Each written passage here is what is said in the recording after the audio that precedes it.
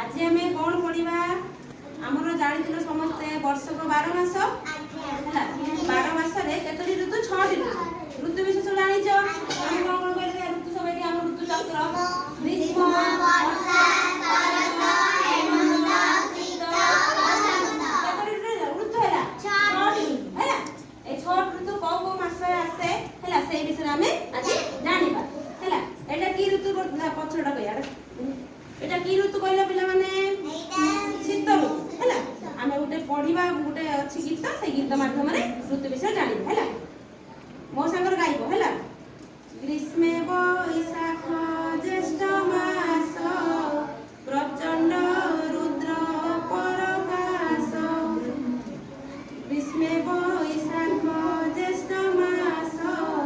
प्रचंड रुद्र परकाश ताले ग्रीष्म ऋतु कौ कौ मास आसिला वैशाख आउ ज्येष्ठ मास ग्रीष्म ऋतु आसिला वर्षा रे आषाढ़ श्रावण मेघ बरसे घन घन पाटी चुप पाटी करनी ताले वर्षा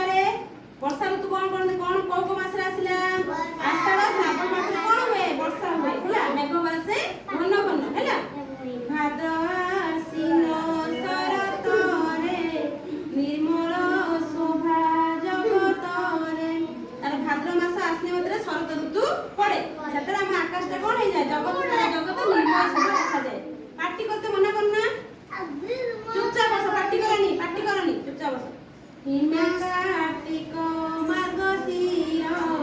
राति रे पड़ई शिशिर ताने कार्तिक मार्गशीर कोन पड़े बरफ पड़े हैला राति रे कोन बरफ पड़े कोन हो राति रे शिशिर पड़े माने ठंडा लागे हमको हैला ताने कार्तिक मार्गशीर शीत पड़े हैला शीत रे पौष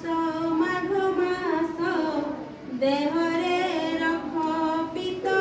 शीतबास हैला पौष माघ मास प्रबल शीत पड़े हम कोन प्रबल हम शीत लुगा पिंधनी सेई पई हमें शीत लुगा सब बड़े पिंधनी हैला फाल्गुन